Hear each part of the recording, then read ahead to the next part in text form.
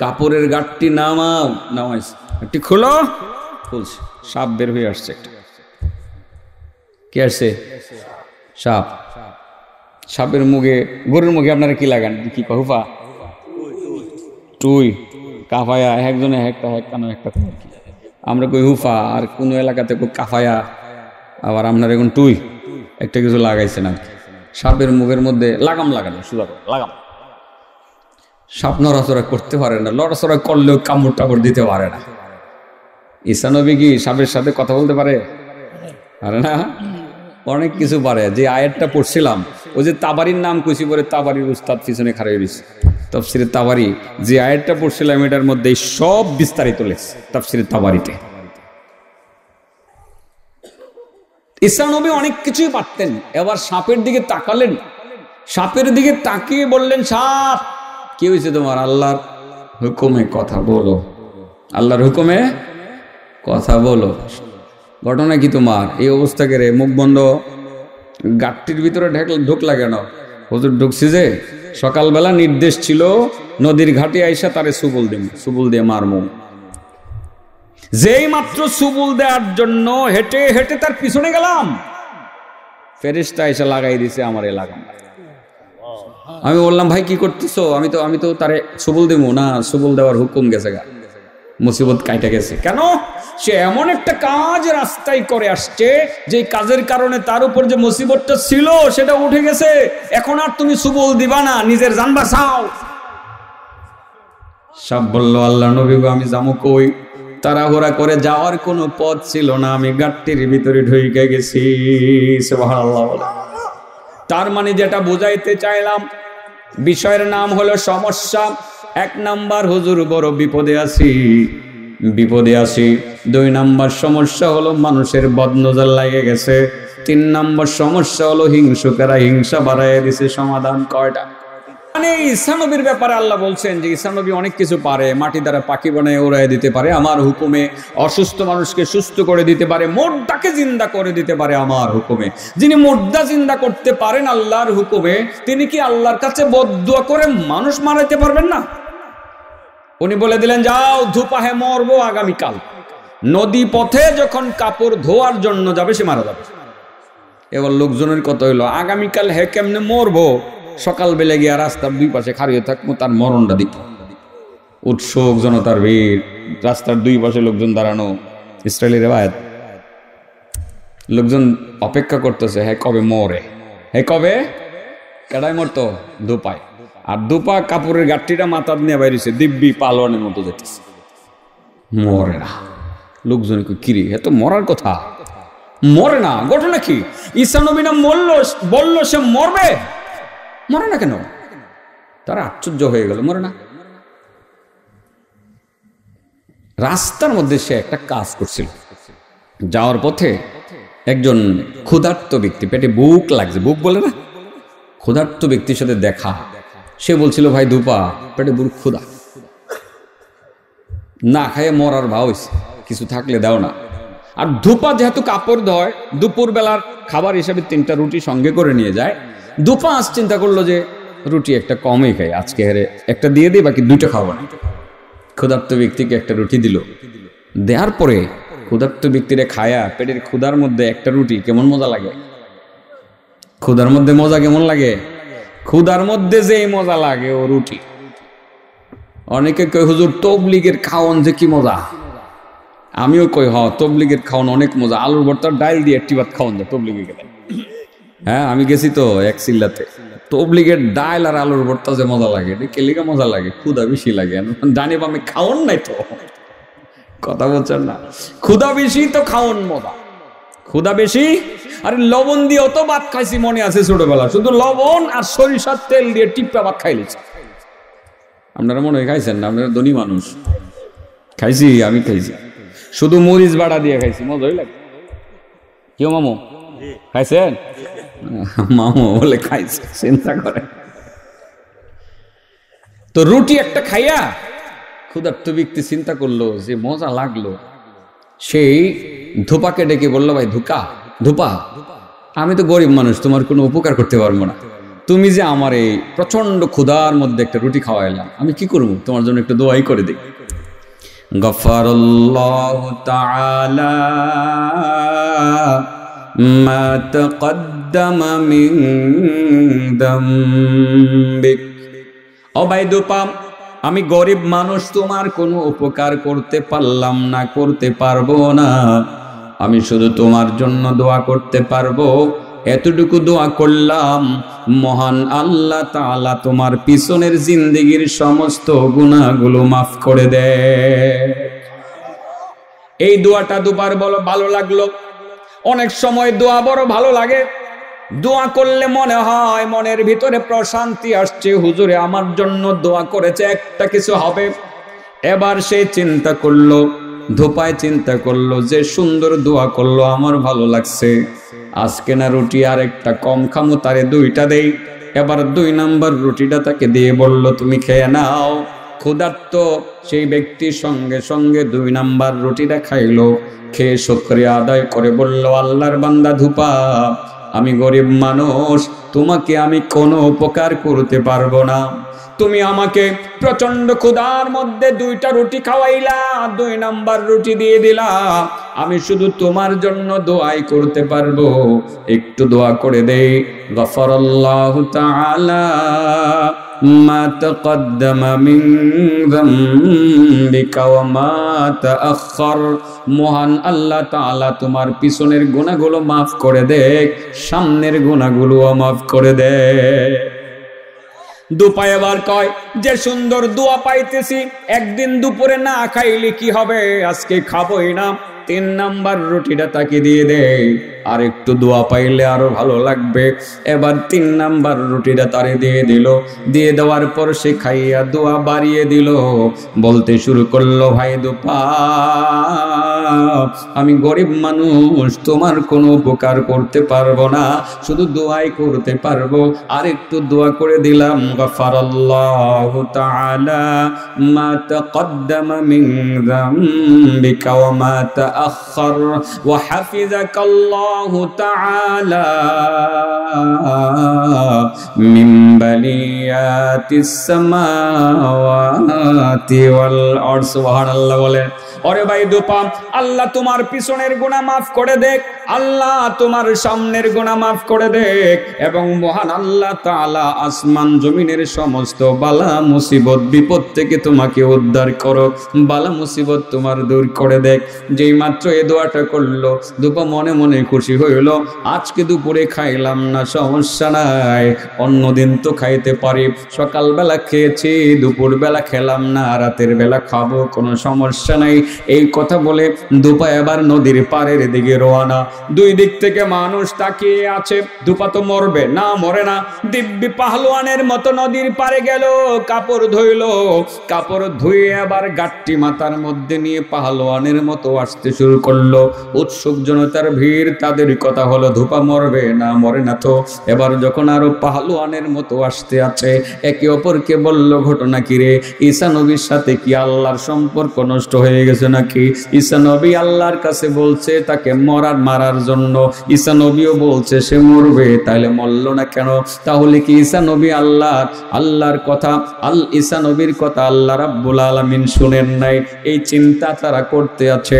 একটা পর্যায়ে দলে দলে ঈসা নবীর বাড়িতে গেল, তারা গিয়ে বলল, আল্লাহর নবী গো, ঘটনা কি? আপনি না বললেন ধুপা মারা যাবে, সে তো মরে না, আরো পাহলওয়ানের মতো নদীর পাড় থেকে বাড়ির দিকে ফিরতেছে। ঈসা নবী বলেন, ঘটনা কি সত্যি?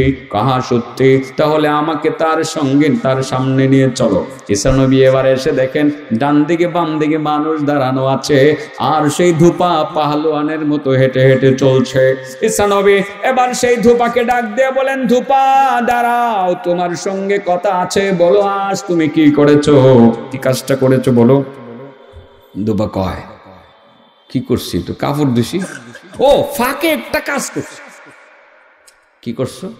ফাঁকে যেটা করছি সেটা হইলো যে ওই একটা 3টা রুটি তো দুপুরে নেই, একজন ক্ষুধার্ত ব্যক্তি রুটি চাইলো, রুটি একটা দিয়ে দিছি। দেওয়ার পরে সে আমার জন্য দোয়া করলো যে আল্লাহ তোমার পিছনের গুনাহ মাফ করে দে। ভালো লাগছে কথাটা, মনে হলো তার দোয়াটা আমার কাছে আমার কাজে লাগবে। পরে চিন্তা করলাম, এত সুন্দর একটা দোয়া করলো, রুটি তো আরেকটা দিলে, পরে আরেকটা দিয়ে এলিস, আরেকটা দেওয়ার পরে সে দোয়া আরো বাড়ায় দিল যে আল্লাহ তোমার পিছনেরটা মাফ করো, সামনেরটাও মাফ করো। সামনেরটাও আরো ভালো লাগছে।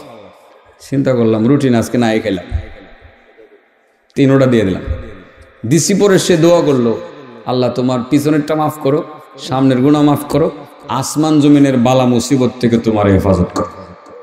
একটু করছি মনে হয়, আর বেশি তো আর করার কিছু নাই। আমার 3টা রুটি ছিল, এটি তো পুঁজি দিয়েই লেছি, দিয়েই ফেলছি। তাই নাকি? এটাই করছো? গাট্টি নামাও। কি করো? গাট্টি নামাও। গাট্টি নামানে বুঝিনি, গাট্টি করেনি আপনারা? কাপড়ের গাট্টি নামাও। নামাইছে, গাট্টি খোলো। খুলছে, সাপ বের হয়ে আসছে একটা।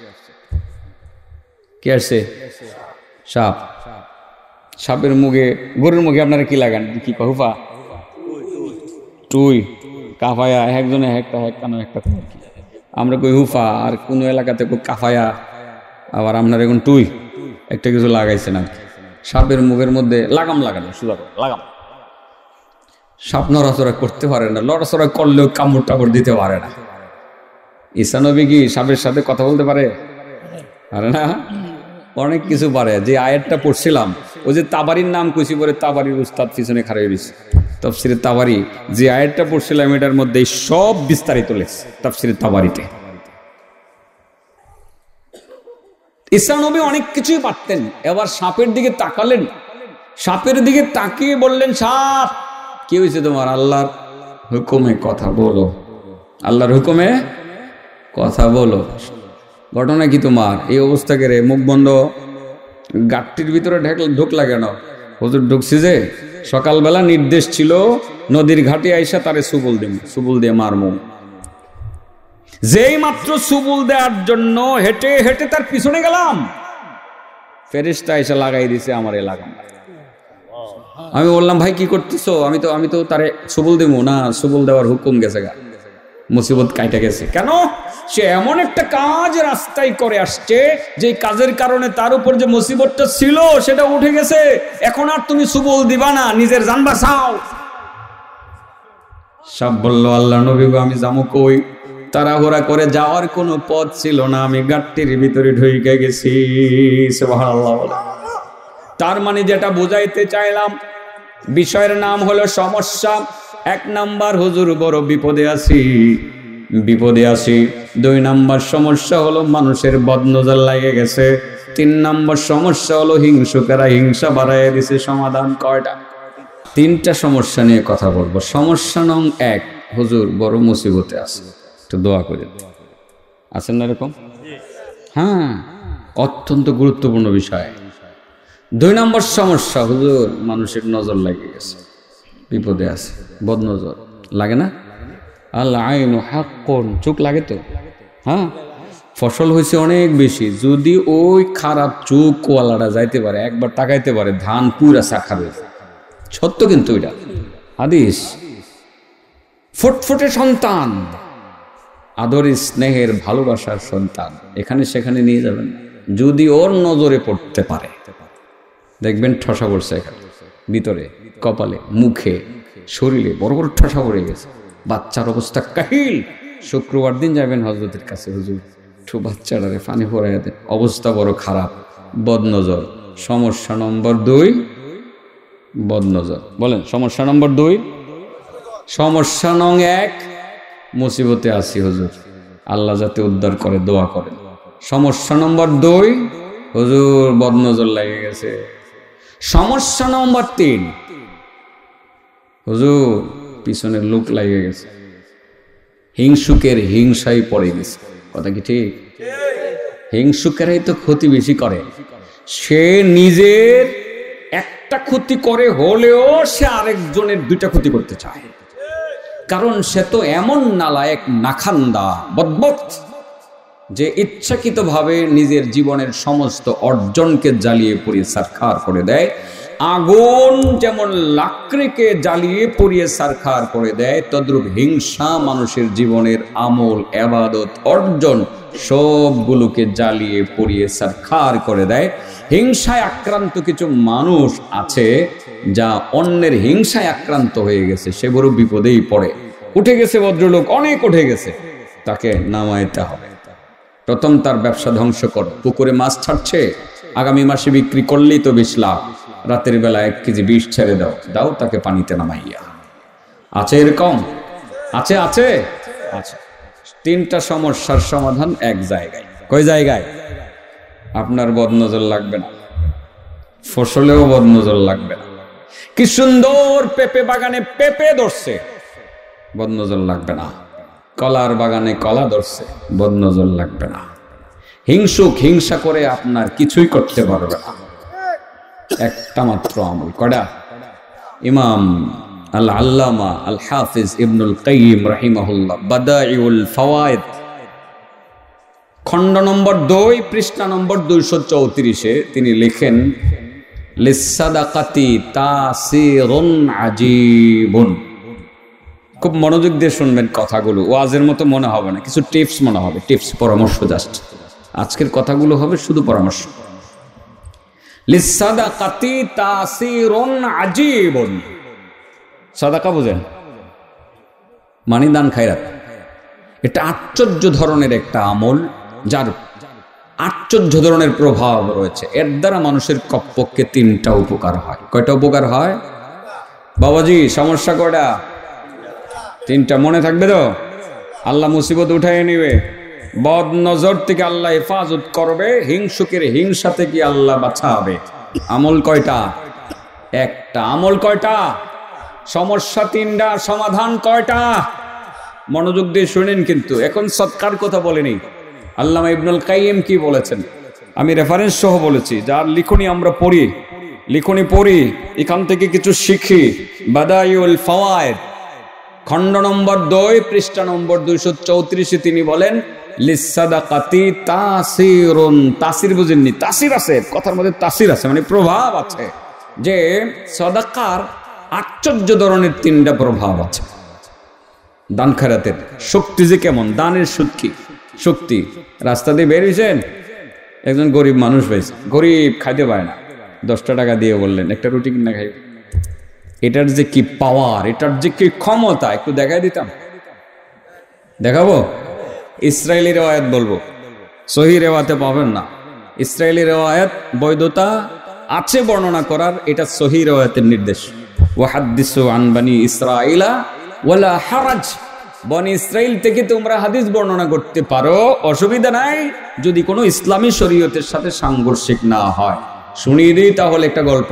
ধোপা নাম শুনেছেন? ধোপা? হ্যাঁ, কাপড় ধোয়।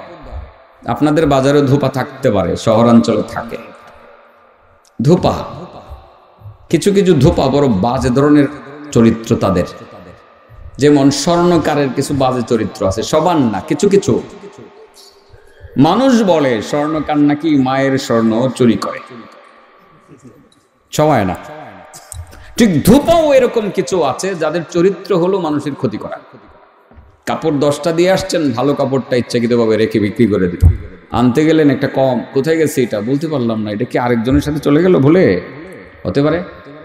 আপনার নতুন কাপড়টা নেই, খারাপ লাগবে না? আগামীকাল শ্বশুর বাড়ি যাবেন, নিয়ত করছেন নতুন জামাটা পইরা, আনতে গেছেন, সব জামা আসলো, নতুনটা আসে নাই, কষ্ট কি লাগবে? হ্যাঁ, ঈসা নবী আলাইহিস সালাতু ওয়াস সালামের সময়কার সেই পুরনো ওয়াজ আবার করতেছি, ইচ্ছাকৃতই তো বললাম যে আমার সাবজেক্ট চেঞ্জ। ঈসা নবী আলাইহিস সালাতু ওয়াস সালামের সময়ের ধোপা, সে মানুষকে বড় ক্ষতি করত, মানুষ তার প্রতি একেবারে বিগড়ে গেছে। মানুষ চাইতো হ্যাঁ যদি মরতো তো আমরা বাঁচতাম। কুটুক কষ্ট পাইলে পরে তার জন্য মৃত্যুর বদদুয়া করতে পারেন, চিন্তা করছেন? আমি তো আমার গল্পটাও বলি যে আসলে কিভাবে আমাকেও কষ্ট দিচ্ছে। আমার জীবনে 2টা ঘটনা ঘটছে। প্রথম হলো ভৈরব কমলপুর পরি 4-5 সেট কাপড়, নতুন কাপড় 3 সেট আমার মামা নতুন বানায় দিছে। 30 বছর আগের কথা বলছি, 30-32 বছর আগে কমলপুরে পরি। কাপড় চোপড় তো একটু ভালোই পরতাম, মামারা ব্যবসায়ী সুন্দর সুন্দর কাপড় পরাইয়া দিত, আমাকে দামি দামি ঘুড়ি পরাইতো, কাপড় পরাইতো, মামারা কিনে দিত। তৎকালীন সময়ে জাপানি টরে 255 টাকা করছে তখনই। হ্যাঁ, এটা কিনে দিছে। পরে আপনার দিলাম আপনার ধুপার করে 2-4-5 সেট, আনতে গেছি পায় না। কষ্টটা যে পাইছিলাম ছোটবেলা বুঝুনি, ছোটবেলা তো কাপড় চোপড় একটু পুষপাস করছি, বুঝেন না? এখন আমি করি না, ছেলে মেয়ে হয়ে যাওয়ার পরে এগুলো সব মাটির সাথে মিশে গেছে। তখন একটু পুষপাস করছি, গড়ি টড়ি পড়ছি, কাপড়টি যখন পাইলাম না, কষ্টটা যে কি পাইছিলাম আপনাদেরকে আমি বলে শেষ করতে পারবো না। আরেকটা কষ্ট 2017 সালে ইন্ডিয়া গেলাম, এই যে অপারেশন গার কাটা, অপারেশন শেষ, আমি আমার ফ্যামিলি, আমার স্ত্রী, আমরা দেশে চলে আসবো, বাচ্চারা দেশে, আর কত ইন্ডিয়া থাকবো, বুঝেন না? 2 সেট কাপড় ইস্ত্রি করতে হবে, পরে আসবো, একটা ব্যাগে থাকবে। নতুন কাপড় বাংলাদেশ থেকে নিয়ে গেছিলাম, ইস্তারির ঘরে দিলাম, ধোপার ঘরে, সে সুন্দরভাবে ইস্তারি করে দিল। 1 ঘন্টা পরে আমরা রওনা দিব বিমানবন্দর, বাংলাদেশে আসবো। কাপড়টা খুললাম, খুলে দেখি খুব সুন্দরভাবে বাস করে দিয়েছে, পুরাটা কাপড় পুড়ে গেছে, পুরা ইস্তারি লাগায় পুড়ে গেছে। অনেক ব্যথা লাগলো, বড় কষ্ট লাগলো। চিন্তা করলাম থাক, আরেকটা কাপড় তো আছে, ওইটাও নিয়ে যাই, হেঁটেও নিয়ে যাই। গিয়ে বললাম ধোপাকে, চেন্নাই অ্যাপোলো চেন্নাইয়ের পাশে, তামিলনাড়ু প্রদেশে। তো ওরা আবার উর্দুও বুঝে না, হিন্দিও বুঝে না, তারা বাংলা তো বুঝেই না, ওরা তামিল ভাষায় কথা বলে, তামিল, কিছু কিছু হিন্দি তারা বুঝে, অল্প অল্প বুঝে। তো বললাম যে এটা ভাই তুমি যে করলা, নেই মানে কি, হ্যাঁ অস্বীকার করে, হ্যাঁ এটা করে না। তো তুমি ইস্তারি করলা, তুমি করলা না, না নেই যাও मैंने क्या। तो बोललाम ठीक है भाई, और दूसरा कपड़ा है इसको आयरन कर दो। नहीं होगी, जाओ चलो। পরের কাপড়টা বললাম ইস্তারি করে দিতে, না যাও পারবো না। বোঝা গেল সে ইচ্ছাকৃত ভাবেই করছে। হ্যাঁ, ইচ্ছাকৃত ভাবেই করছে। দাড়ি দেখছে, মুসলমান দেখছে, সে তো হিন্দু। আসলে কি যে একটা বিদ্বেষ লালন করে তারা, আমরা কিন্তু সেটা করি না। আমরা কিন্তু মাঝে মধ্যে 1 প্লেটেও খাইছি এদের সাথে, এখনো এদের সাথে উঠা বসা করি। কিন্তু কিছু কিছু হিন্দু এতটা মুসলিম বিদ্বেষী, মুসলমানকে জানে মাইরা ফেলতে আর 1 সেকেন্ড দ্বিধা করে, যেমনটা হয় ইসকনের ক্ষেত্রে। ইসকনটা যা করে, আমি সেদিকে যাব না, সাবজেক্ট না। ওই ধূপার কষ্টটা যে পাইছিলাম সেটা বুঝছি। তো ঈসা আলাইহিসসালামের সময় এরকম একটা ধূপা আছে, মানুষের জ্বালাইতো। সব লোকজন একত্রিত হইয়া ঈসা নবীর কাছে গিয়ে বলেন যে আল্লাহ নবী গো, এর জ্বালাইতো বাসি না, আপনি একটু বদ্ধ করেন না, হ্যাঁ মুরা যাক, হে মরলে আমরা বাঁচি। নবী চিন্তা করলেন, হ্যাঁ যেহেতু জ্বালায় তো হের লাগে একটু বদ্ধ করে দেখে মুরা যাক। বলে দিলেন ঠিক আছে, যা আগামীকাল মরবো। যে ঈসা নবী মানুষ জিন্দা করতে পারতেন, তিনি কি আল্লাহর কাছে দোয়া করে মারতে পারবেন না? উনি মানুষ জিন্দাও তো করতে পারতেন, কোরআনের কথা তো। ওয়ারাসূলান ইলা বানি ইসরাঈল আন্নী ক্বাদ জিতুকুম বিআয়াতিন মির রাব্বিকুম আন্নী আখলুকু লাকুম মিনাত তিনি কাহাইআতিত الطير فأنفخ فيه فيكون طيرا بإذن الله وأبرئ الأكمه والأبرص وأحيي الموتى بإذن الله وأنبئكم بما تأكلون وما تدخرون في بيوتكم إن في ذلك لآية لكم إن كنتم مؤمنين। এই আয়াতের তাফসীরে তাবারী শরীফের নাম জানি কারা লইছিল, একজন মুরব্বী। তাফসীরে তাবারী শরীফে এটার যে তাফসীর করা শুরু করছে, পড়তে পড়তে কাহিল হয়ে যায়। আমি তো সব বলতে পারবো না এখন। এটা বলতে গিয়া বলছিলাম সাদকাত লিসসাদাকাতি তাসিরুন আজীবুন ফি দাফিল বালা। আল্লামা ইবনুল কাইয়িম বাদায়ুল ফাওয়াইদের 2 নম্বর খণ্ডের 234 পৃষ্ঠার মধ্যে বলেন, সাদাকার আশ্চর্য পাওয়ার আছে, ক্ষমতা আছে, শক্তিশালী ক্ষমতা আছে, অনেক ক্ষমতা আছে, পাওয়ার আছে সাদাকার। 1 নম্বর পাওয়ার হইল ফি দাফিল বালা, বালা মুসিবত দূর করার জন্য সাদাকার পাওয়ার অত্যন্ত বড় পাওয়ারফুল। সুবহানাল্লাহ বলেন। যে বেশি সাদাকা করবে, সাধ্যমতো সাদাকা করবে, আল্লাহ তাকে বালা মুসিবত থেকে হেফাজত করবেন। এটা হাদিস দ্বারা স্বীকৃত। as-সাদাকাতু তারুদ্দুল বালা, সাদাকা বালা মুসিবতকে উড্ড করে নিয়ে যায়। বাবা আমি নিজেই পরীক্ষিত, আমি দেখেছি। আমি তো বিপদেই ছিলাম কিছুদিন আগে। আমার মা সাদাকা করেছেন খুব ঘন ঘন, সে সৎকার বিনিময়ে আল্লাহ আমাকে বিপদ থেকে উদ্ধার করেছেন। কিছুদিন আগে খুব বড় ধরনের বিপদে ছিলাম, অনেকেই হয়তো বা জানেন, সেই পার্সোনাল বিষয়টা অনেকের কাছে বলি নাই। মুসিবত থেকে উদ্ধার হওয়ার সবচেয়ে গুরুত্বপূর্ণ আমলের নাম হলো সাদাকা। আপনি বলতে পারেন যে হুজুর এটা কেমনে করেন?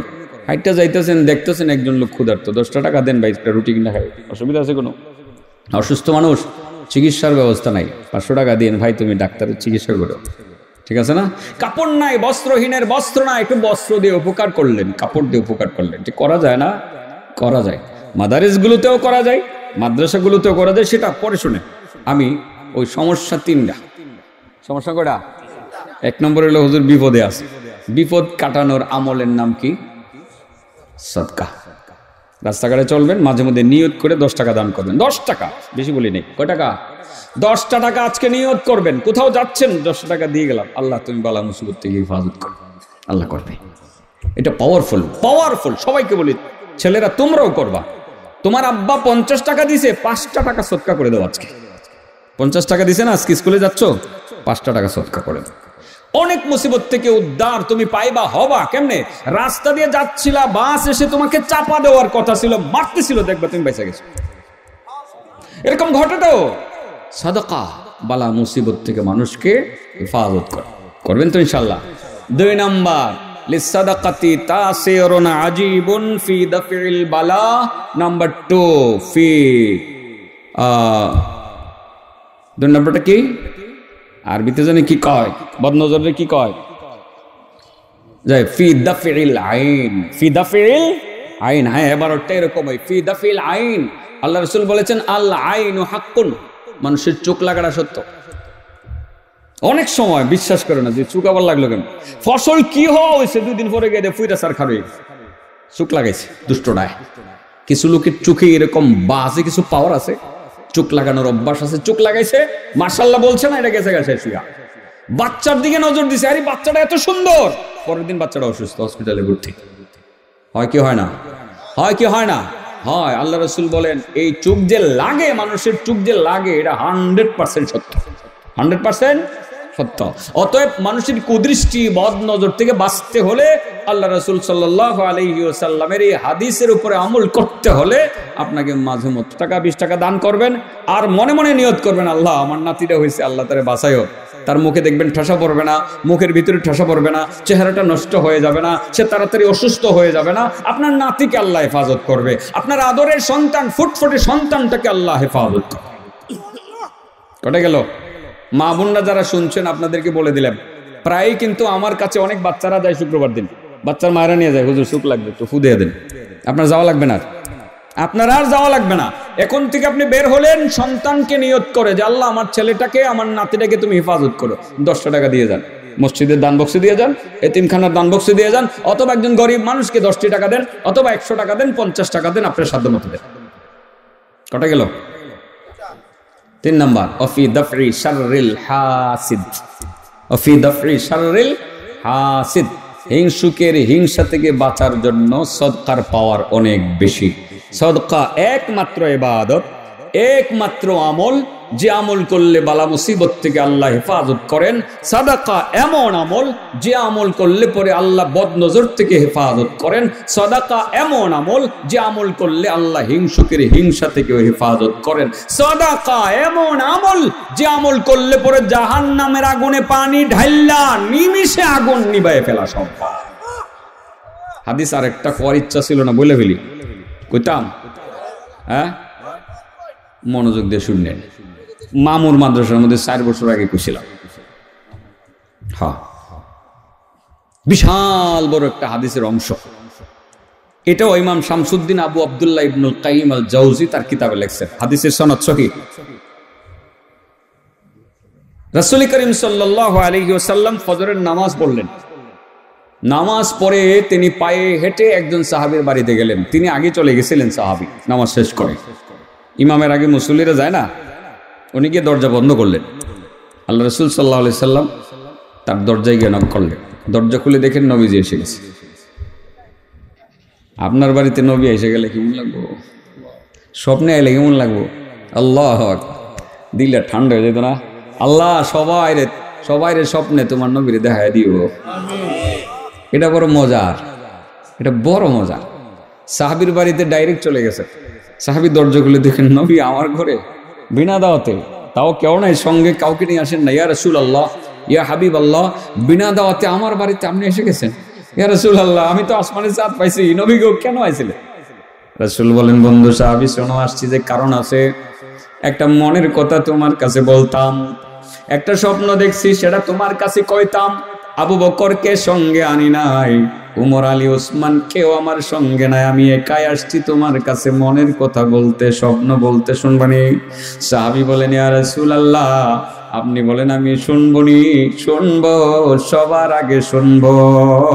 আমি নিজেকে এই মুহূর্তে সারা পৃথিবীর মধ্যে সবচেয়ে বড় ভাগ্যবান মনে করতেছি, কারণ আপনি নবী, আপনার স্বপ্ন বলার জন্য আমাকে মনোনীত করেছেন। এত বড় বড় সাহাবী আবু বকর, ওমর, আলী, ওসমান, আবু হুরায়রার মতো সাহাবী থাকার পরেও আপনি আমার মতো সাধারণ নগণ্য একজন সাহাবীকে আপনার স্বপ্ন বলার জন্য মনোনীত করলেন। নবী গো, আমার তো মনে হয় পৃথিবীর মধ্যে আমি বড় ভাগ্যবান। ইয়া রাসূলুল্লাহ, স্বপ্ন বলুন, আমি শিক্ষা গ্রহণ করব। রাসূল বলেন, সাহাবী শোনো, গত রাত আমি স্বপ্ন দেখলাম একটি খালি জায়গা, সেই খালি জায়গার মাঝে আমার একজন উম্মত দাঁড়ানো আছে। সেই খালি জায়গার চতুর্দিকে আগুন আগুন আর আগুন দাউ দাউ করে জ্বলতে আছে, কিন্তু মাঝে কোনো আগুন নাই। আমার উম্মত সেখানে দাঁড়ানো আছে। আমার উম্মত আগুনে জ্বলে না, তবে আগুনের হিট আমার অন্তরে, আমার উম্মতের শরীরে লাগে। আমার উম্মত চেষ্টা করতেছিল বারবার সে আগুন থেকে নিজেকে বের করার জন্য। একবার ডানের দিকে যায়, আবার বামে যায়, সামনে যায়, পিছনে যায়, যে কোনো জায়গা দিয়ে যায়, সে আগুন থেকে নিজেকে বের করতে পারতেছে না। কিন্তু আমার উম্মতের ব্যাপারে আমি নিজেও কিছু করতে পারতেছিলাম না। হঠাৎ করে আমি তাকাইয়া দেখলাম আমার উম্মতের সামনে বিশাল বড় একটা সাইনবোর্ড এসে দাঁড়িয়ে গেছে। যে সাইনবোর্ডের মধ্যে লেখা উঠেছে, হাজিহি সাদাকাতুকা ইয়া আবদাল্লাহ। ও আল্লাহর বান্দা, এই সাইনবোর্ডটা হলো তোমার দান খায়রাতের সাইনবোর্ড। যেই মাত্র দান খায়রাতের সাইনবোর্ডটা আমি তার সামনে দেখলাম, আমি দেখলাম সেকেন্ডের মধ্যে তার সামনে যে আগুনের বাগানটা ছিল, মুহূর্তের মধ্যে আগুনের বাগানটা ফুলের বাগানে রূপান্তরিত হয়ে গেল। তার মানে আব্দুর রহমান, আমার উম্মতের মধ্যে যে সব উম্মত দান খায়রাত করবে, এমন একটা সাইনবোর্ড তৈরি করবে, সে তো জাহান্নামের আগুনে পানি ঢালতে থাকবে। একটা সময় জাহান্নামের আগুন পুরাটাই নিভে যাবে, আর তার জন্য যে জাহান্নামে যাওয়ার কথা ছিল, সেই জাহান্নামটা ফুলের বাগানে রূপান্তরিত হয়ে যাবে। আব্দুর রহমান, জাহান্নামের আগুনে যদি পানি ঢালতে চাও, তোমার সাধ্য মতো মাঝে মধ্যে দান খায়রাত করিও। তিনটা প্রভাব তো আগেই বলছি, তিনটা লাভ। 1 নম্বর বালা মুসিবত দূর হয়, 2 নম্বর বদনজর থেকে বাঁচা যায়, আর 3 নম্বর হলো হিংসুকের হিংসা থেকে বাঁচা যায়, 4 নম্বরে জাহান্নামের আগুনে পানি ঢালা। শুধু খালি ওয়াজ করমু আর শুনবো না, কিছু আমলও করবো। করবেন না? করবেন তো মাঝে মধ্যে।